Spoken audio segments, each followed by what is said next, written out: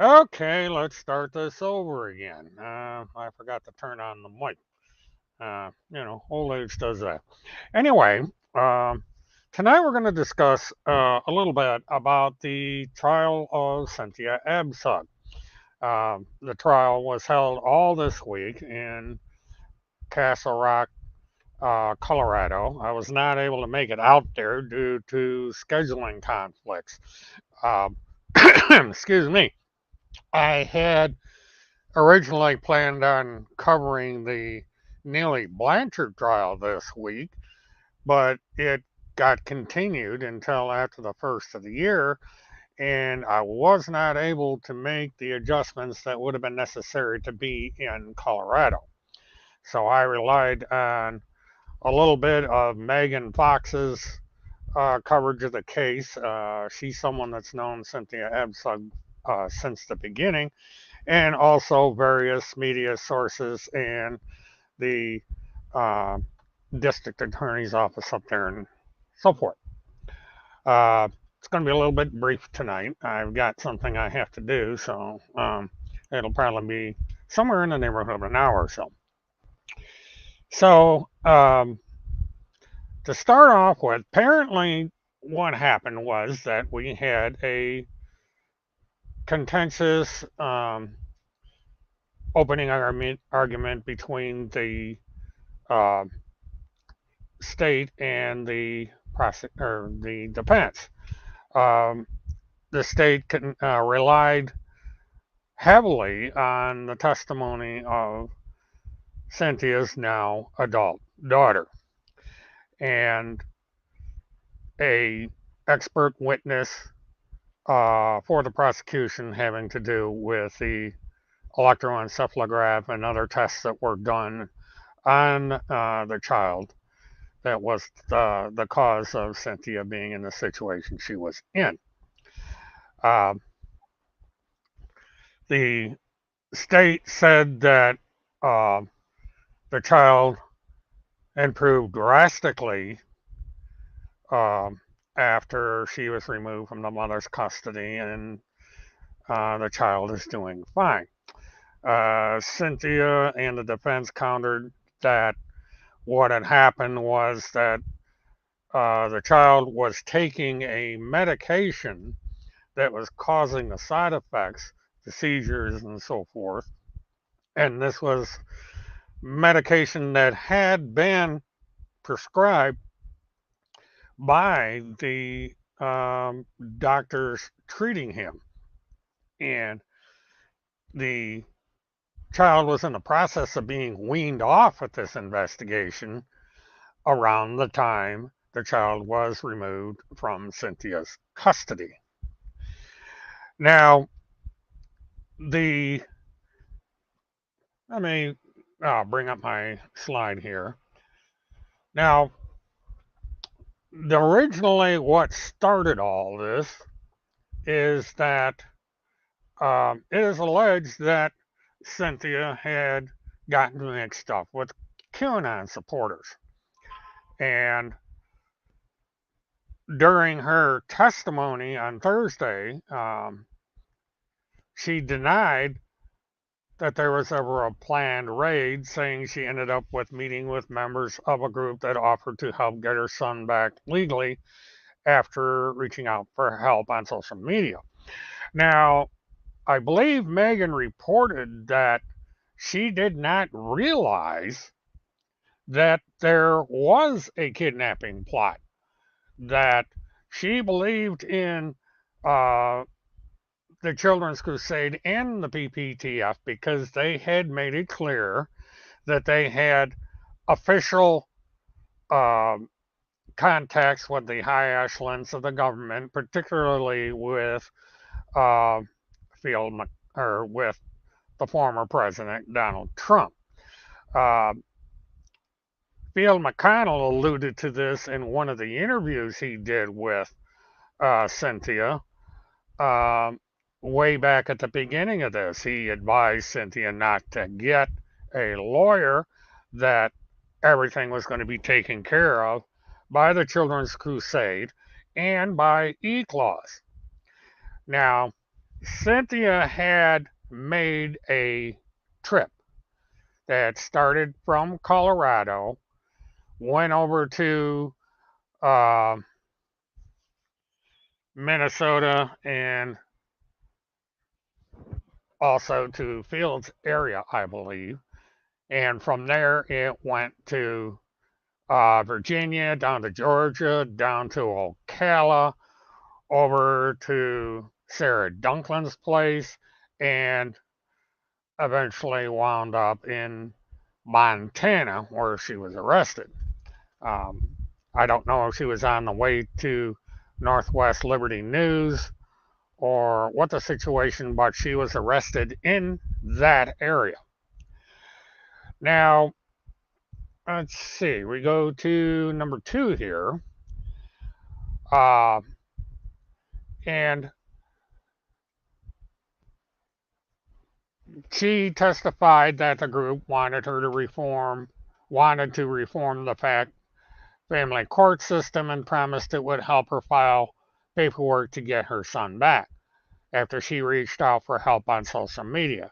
She said it turned out to be a scam, with members interested in stealing money raised online to help parents who lost custody of their children. Excuse me again. Sorry about that. I got dry throat tonight. She did not specifically describe the group as being involved with QAnon, but says she heard references to the conspiracy theory she met through her activism online. And she Further went on to state that after the lock on the back sliding door of her townhome in Parker was found broken, one of the supporters she met arranged for the veteran to be sent to stay with her, sleeping on a couch with a view of the door, she said. Now, this is alleged to have been Field McConnell and the guy that has been seen in a number of his videos in the background. And it's alleged that this individual also was a boyfriend or other close associate of um, Ms. Durham down in Arkansas.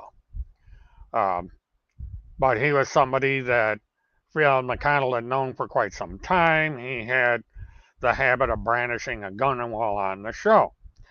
AbCug said she bought a gun around this time because she feared for her safety, but never made it to an appointment for a training class and never fired it. However, it is alleged that the gun was in her possession at the time of her arrest in Montana. And there was discussion about the gun in court uh, early on. There were um, discussions about the legality of her having a gun. Colorado's a pro-gun state. I don't know what their open carry law is, and I don't know right now what their permit process is in the state of Colorado. And as I said earlier, the kidnapping case is based largely on the account of her daughter.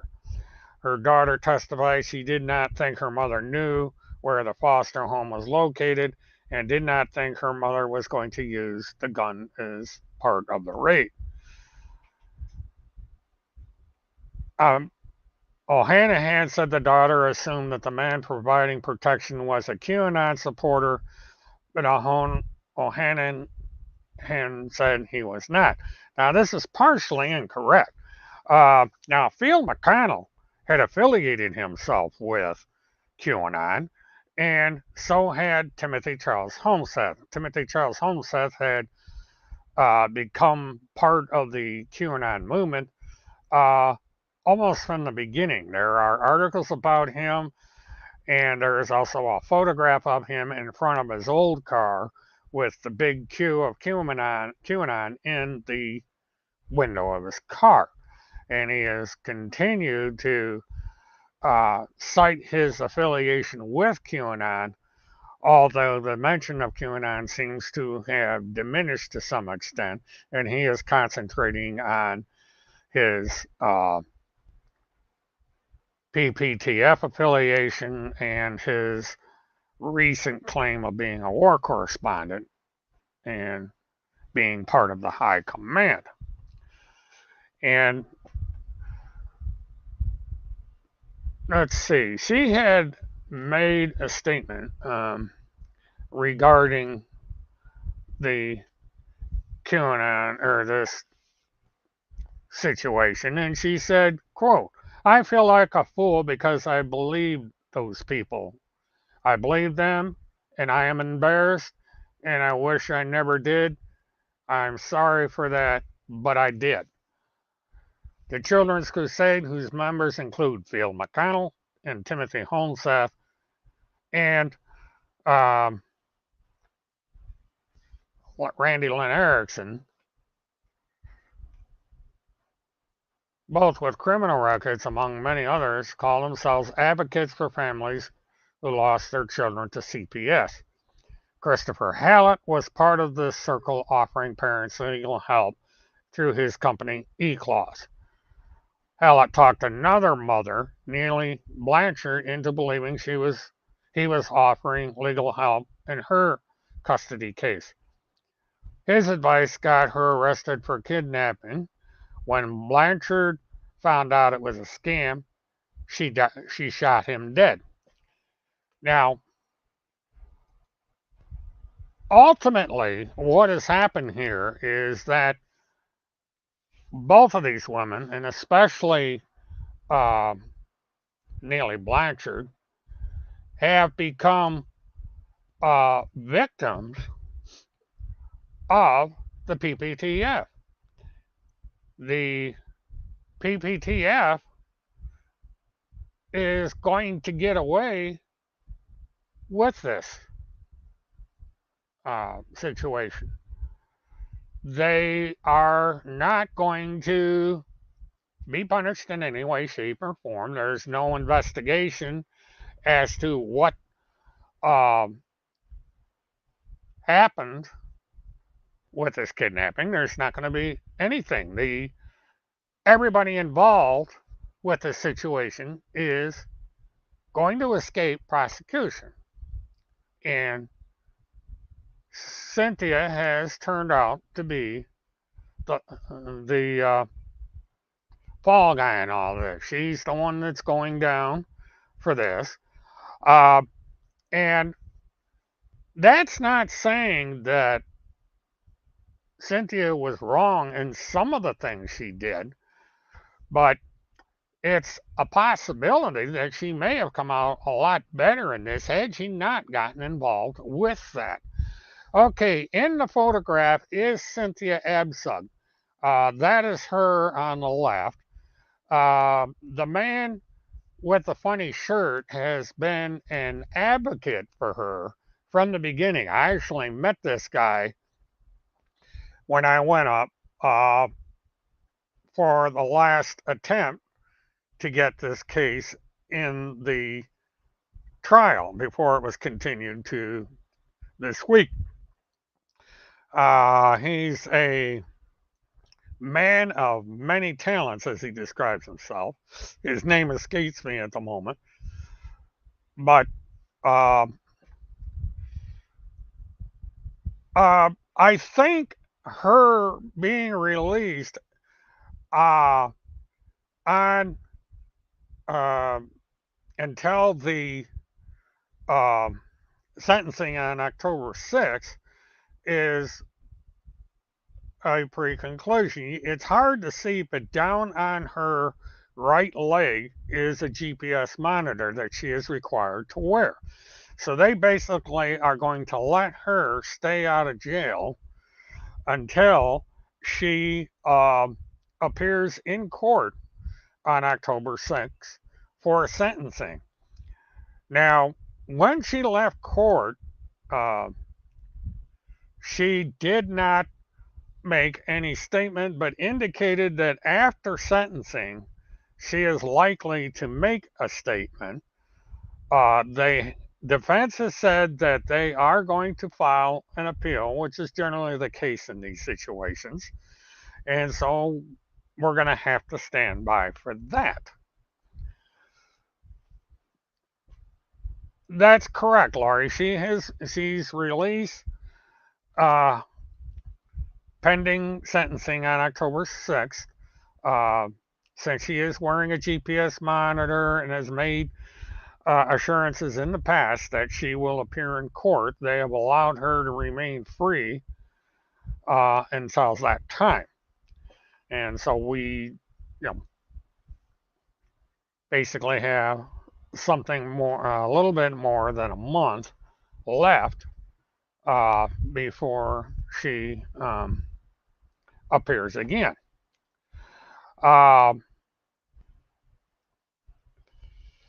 So that's basically it.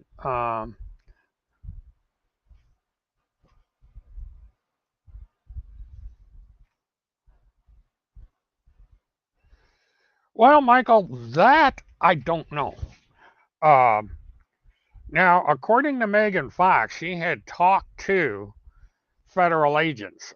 Presumably, this would have been in the state of Colorado in the Denver office, and she said that they simply don't care.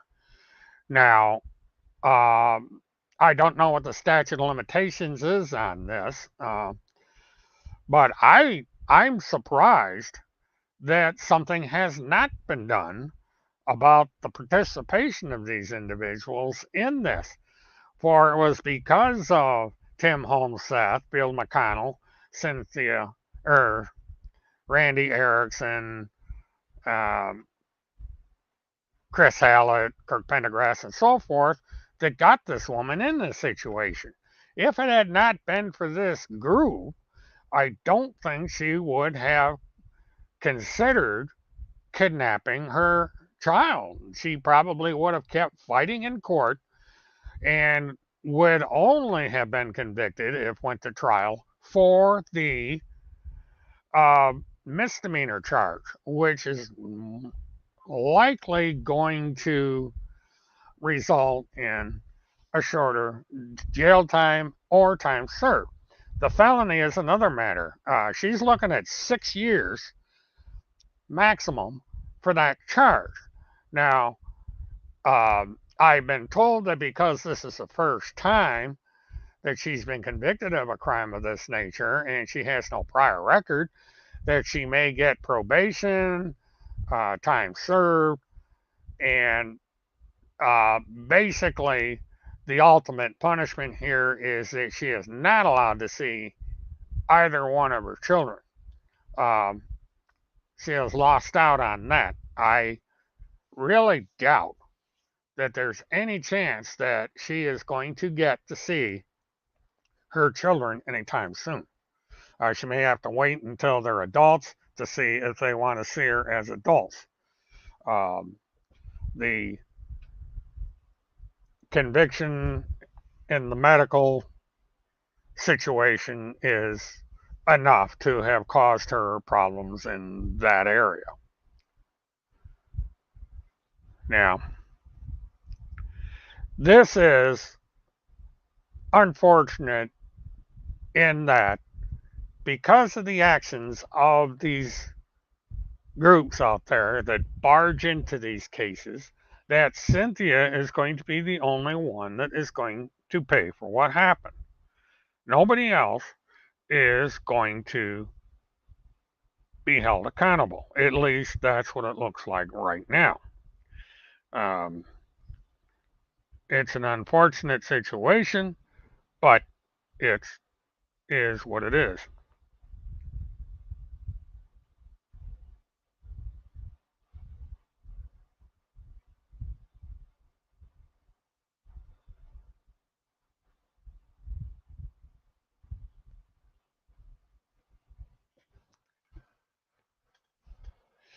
Well, it's not, but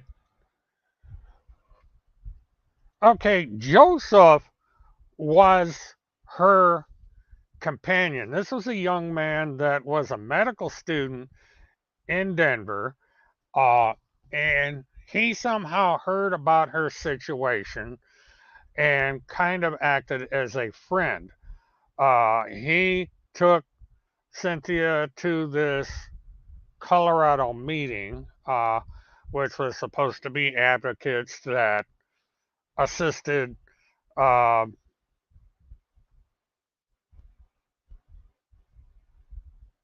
Cynthia and other people in trying to fight the war against CPS.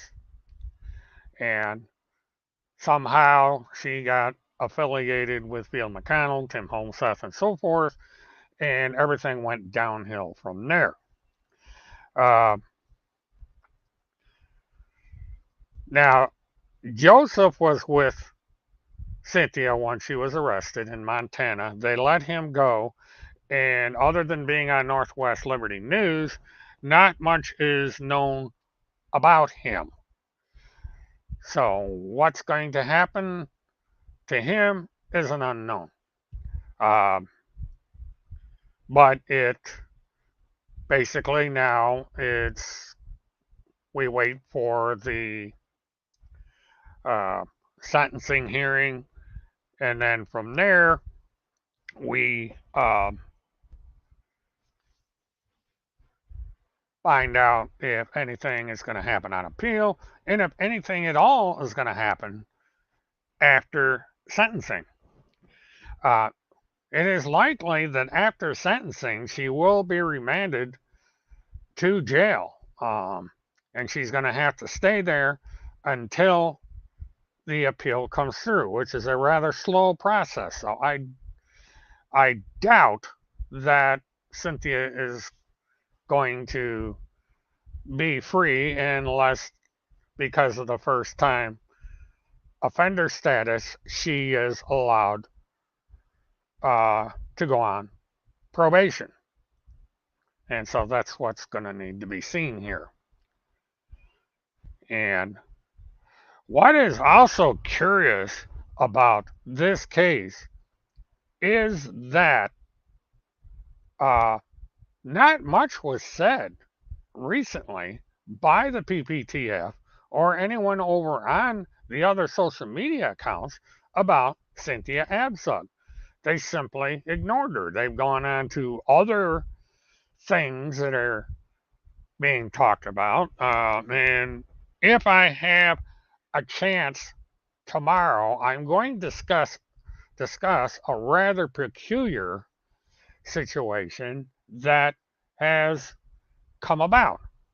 And that is this accusation that has been made by Tim Homseth stating that Alexander Goddard sent photographs of naked females to Randy Lynn Erickson. Now, I'm not going to get into too much detail right now, but this is a rather strange one. And I think it's one that is going to get Tim and Randy in a hell of a lot of trouble in a way that I don't think they thought out. So I will be getting involved in that discussion possibly tomorrow night.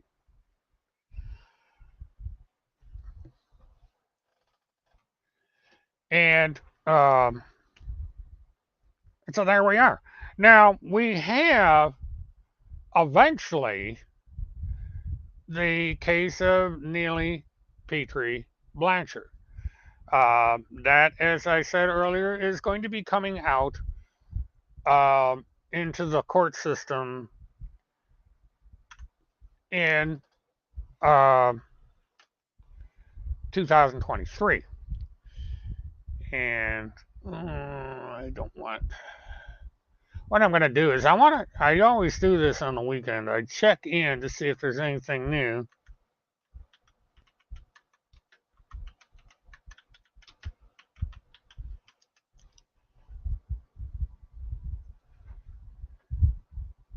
Because even though the trial is not going to be until next year, there's always stuff that's coming out that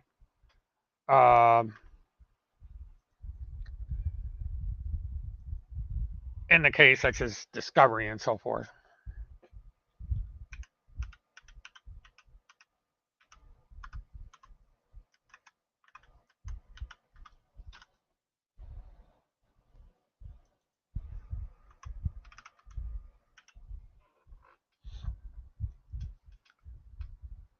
Okay, and let's see what we got here.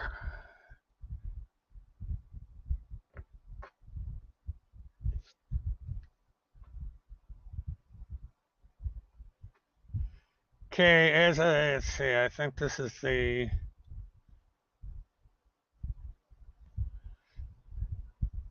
Okay, basically, the case is set for mandatory pretrial conference before Judge Lisa Herndon as follows. The defendants who are represented by private or conflict counsel or by the Office of Regional Counsel shall appear on December 8th, 2022, 8:30 a.m., courtroom 3D of the Mount Marion County Judicial Center in Ocala, Florida. And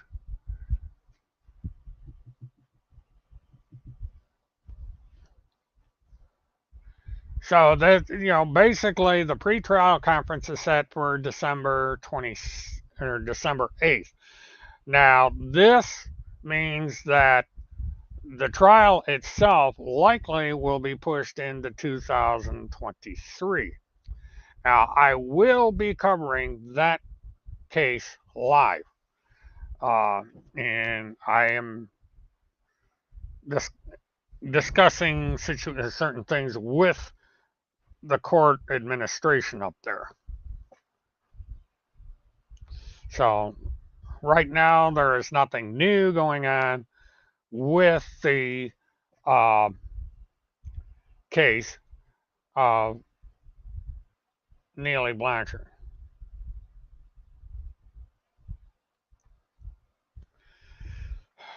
Now,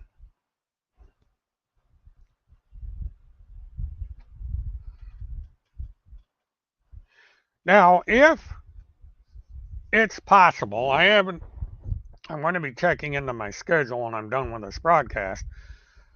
I might go up for the sentencing hearing. Uh, this is not set in stone yet. Uh, this is going to be a brief hearing. Probably the defense will argue for leniency. The state, I don't know what they will argue, and so on and so forth. And then uh, we will see what goes on from there.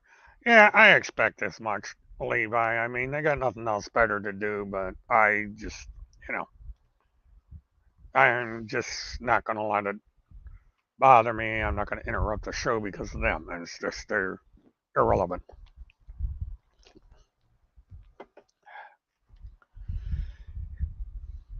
And so,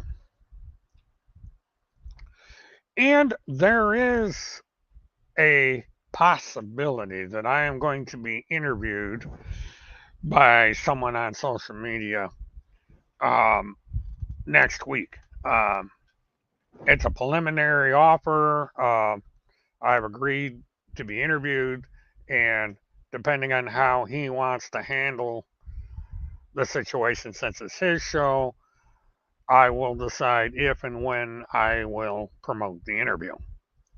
Uh, Now, depending on when this takes place, this may affect when I go on the air or if I go on the air next week.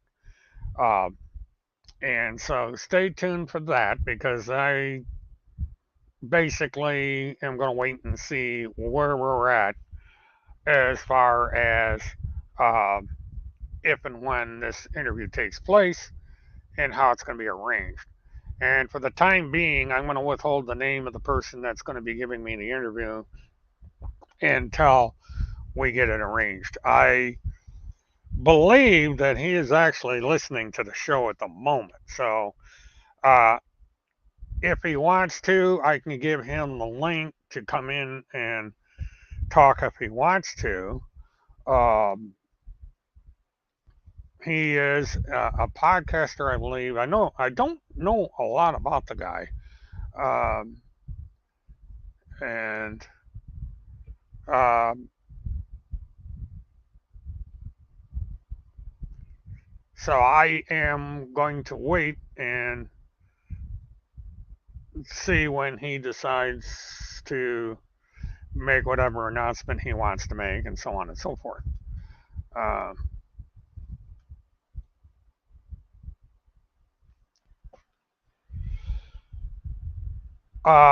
Someone in here knows him. They follow him. So, uh, yeah, once I get uh, any more information on how we're going to do this, I will go ahead and uh, announce things and so on and so forth. So,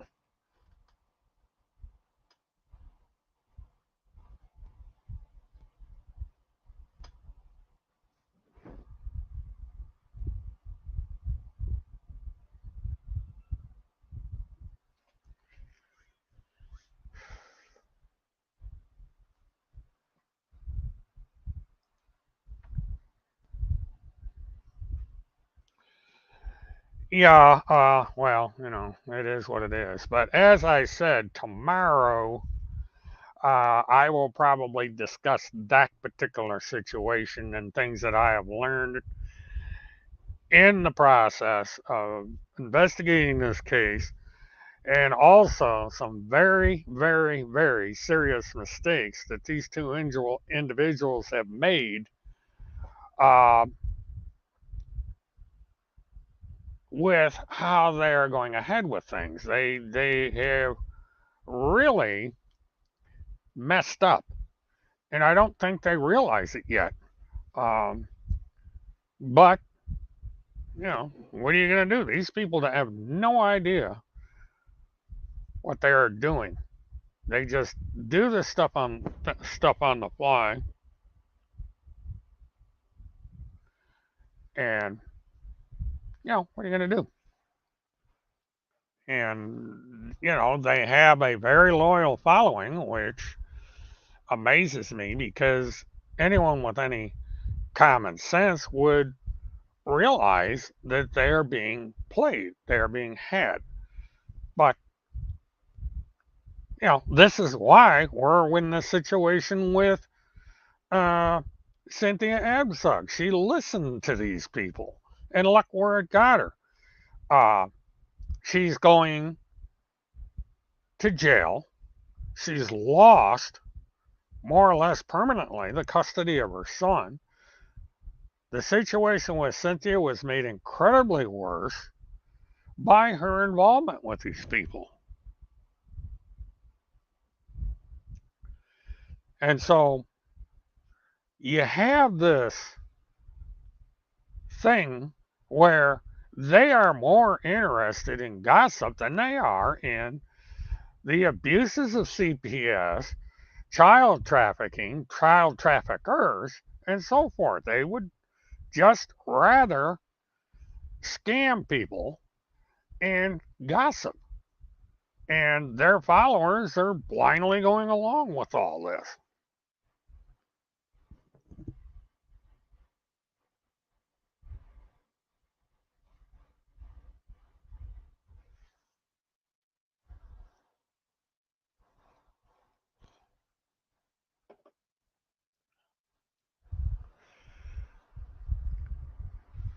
Okay, who else did the ruin?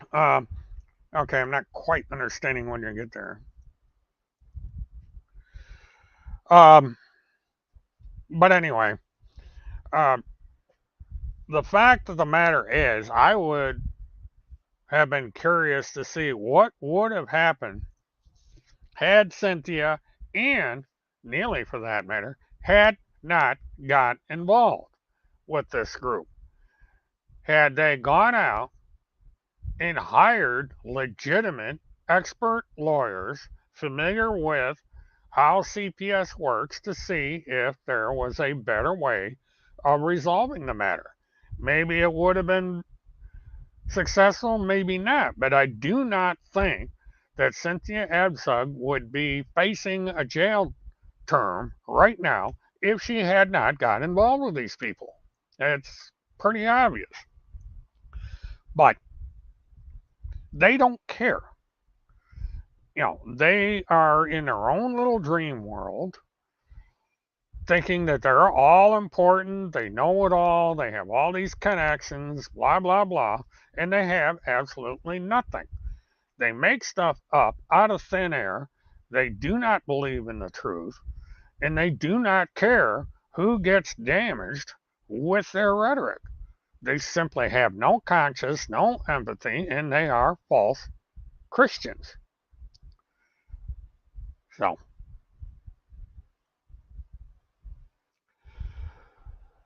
yeah, Mark, it's that's basically what it is. I think part of the situation is there are so many of these people out there in that fringe doing things that uh, law enforcement has decided they're just not important. They have more important things to worry about than a couple scammers running around the country taking selfies and getting women like Cynthia AbCug caught up in this situation. And so they know full well, no matter what they do, that they are going to walk and somebody else is going to be the scapegoat and take the fall for this. Now, these two cases are only the tip of the iceberg. There's at least 5 total cases out there. There's the case of the woman that took her 2 children and went up to the Northwest United States. Her and her friend got arrested and are now facing criminal charges for that little stunt. And this is all because of QAnon and these radical groups that go around pretending that they care about their children. Now, another woman in Denver, Colorado, around the same time Cynthia was on her sightseeing tour, had started to take her two children and were going to leave the state of Colorado. And for some reason, she came to her senses, turned around, went back to Denver, and abandoned the group. And there's no telling right now when or what happened in her case. And but she has not been put in prison because of her actions. She is out and all that. And there are at least two or three other cases of people falling for this nonsense with these extremist groups that are in deep, deep trouble with CPS and law enforcement because of their actions in following this so-called advice. Um, and so that's that. Oh, Fireman John, welcome. I haven't seen you around lately. I hope things are going well. But you know, this is just another victim of Timmy and Randy. Uh, her life has been permanently damaged. I don't know what the outcome's going to be of this going forward. But yeah, right now we're in a waiting game. We got to wait another month or so for uh, the sentencing hearing to see what's going to happen there. Um, Now, there is also another hearing coming up in late September, and I'm going to be getting into this probably tomorrow night uh, because it has a bearing on this situation. And so we're going to see how things go there. And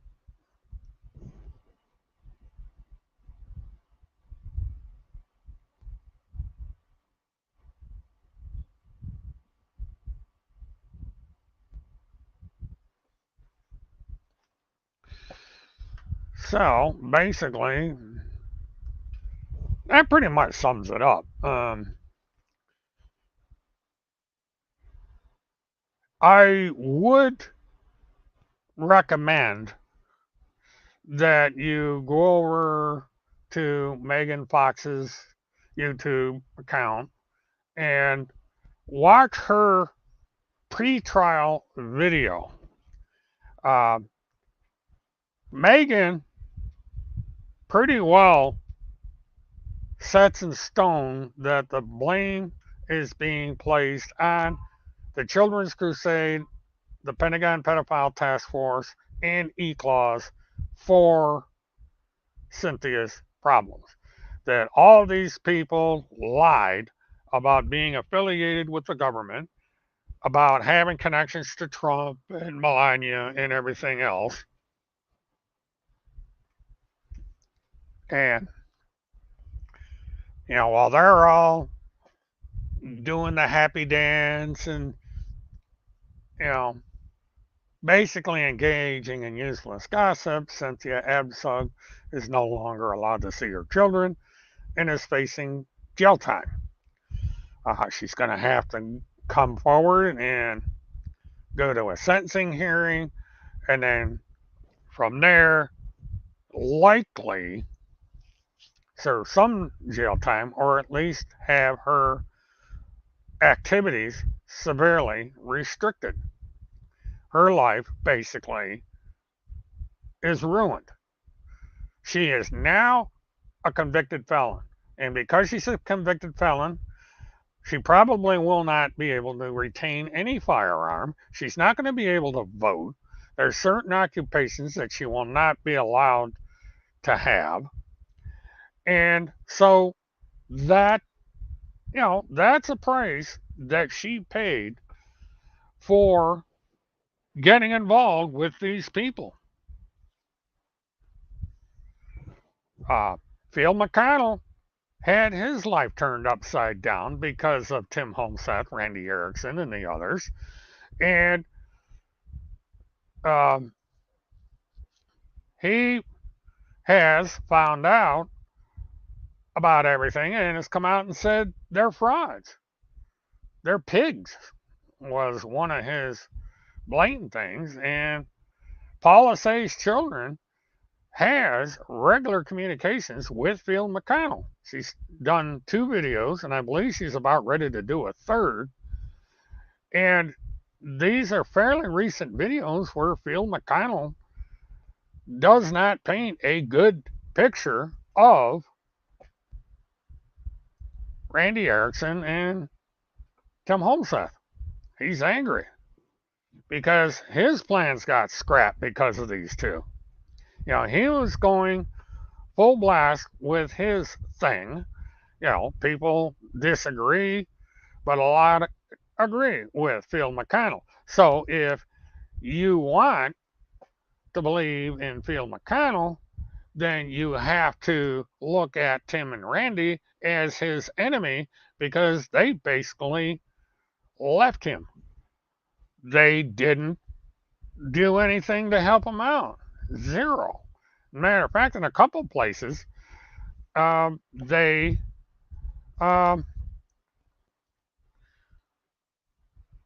right, I lost my train of thought. Sorry about that. But anyway, what basically is build is going to be coming on the air, I believe, the first week in September, maybe a little later than that. And there may be discussions about this situation that he had with Tim Homseth.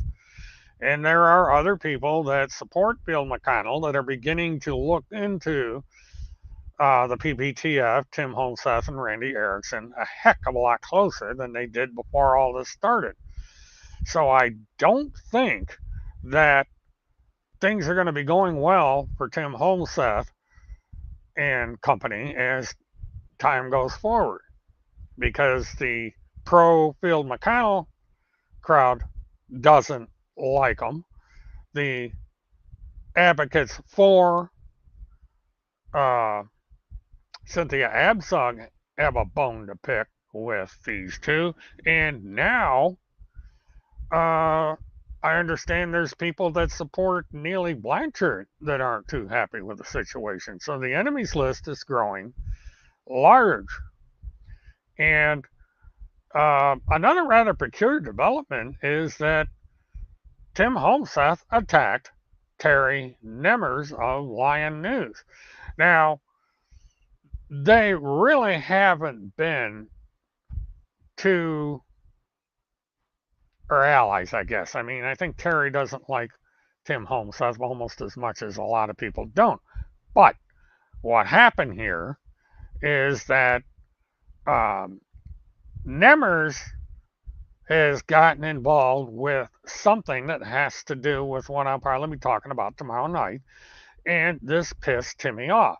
And so Timmy made a video where he brings out the fact that Terry Nemmers is a convicted felon and put up the video where Nemmers got himself arrested while live. And so what's happening here is that Tim Homseth has basically hit a hornet's nest because Nemmers is one of these people that does not like to be mentioned. And now Nemmers is going to go on the counteroffensive. So, that's, the guy doesn't like negative attention. So I don't think he's going to appreciate Tim Homseth making that video. And so it's going to be interesting to see where that one goes.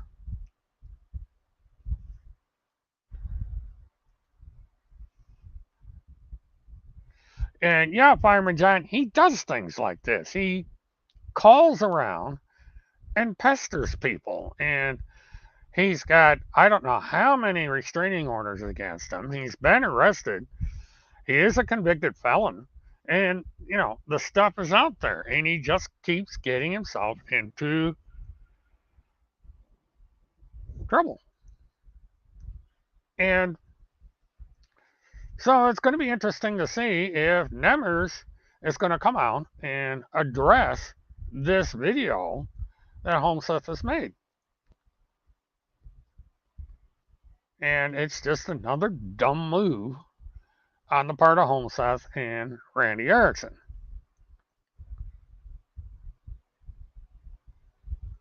Yeah, Nemers used to send me the longest emails I think I have ever read in my life. I mean, he goes on and on and on and on and on. Real long emails. And, I don't think I've ever read all of any of them because he just drones on. I just basically delete the emails, tell him not to contact me anymore. And when he does, I finally was forced to block him his email address.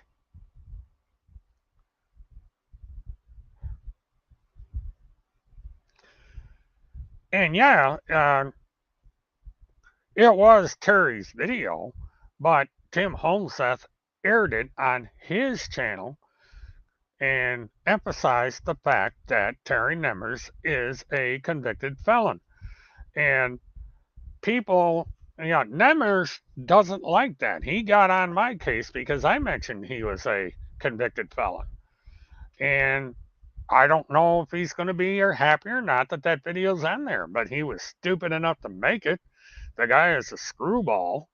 There's been various people that have talked about him in the past and pointed out what a nut this guy is. He interfered with Phil McConnell, tried to send information or get in contact with Denise McConnell, and Denise McConnell basically told him to go fly a kite. And I think even Field stepped in and said to leave my wife alone.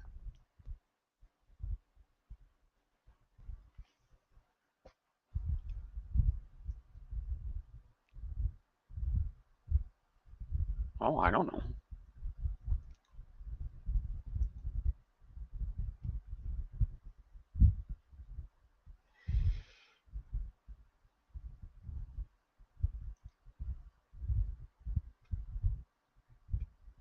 Oh, I saw that, Levi. I thought that was funny. Um, Now, I don't know if they have anything close to the castle doctrine in that state. It'd be interesting. But, I think there's going to be enough there to get this thing raised to a felony. Get into why tomorrow.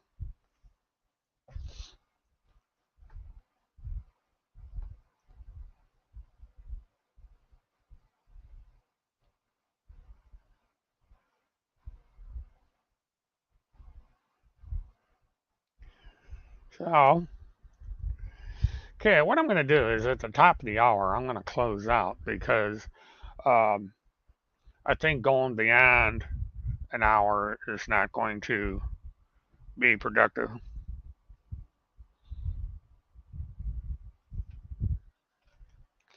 But it's as I said, tomorrow night I'm going to get into a discussion about this, uh, what I guess you could call vague gate, um, and how their course of action, as you could call it, in this has led to a situation that they're going to wish they hadn't got into. Now, the video I'm speaking of was made on the 26th, and it goes, "Oh my God, V-Gate, Ohio cops working with infamous felon Terry Dean Nemers on the photo case." And so this is what I will be discussing tomorrow.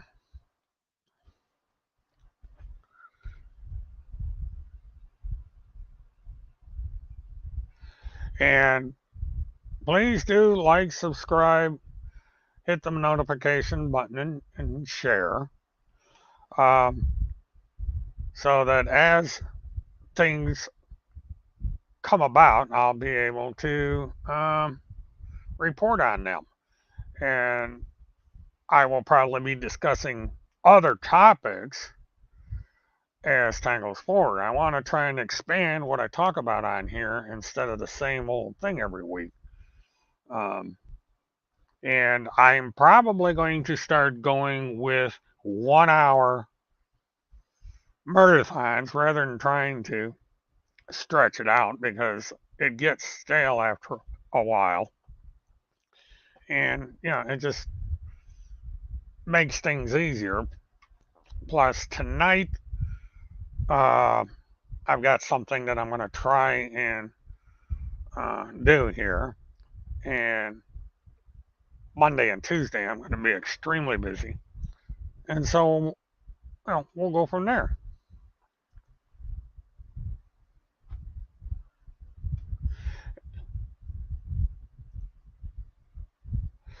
Uh, I don't know.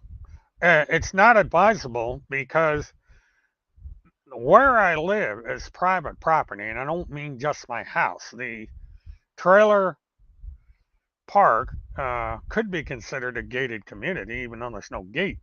But they make it perfectly clear that if you are not a resident of this park, you are trespassing. Now, I have notified the management of the park of these two and their threats to me. And they have assured me that if they see the two of them on this property, they will have them arrested.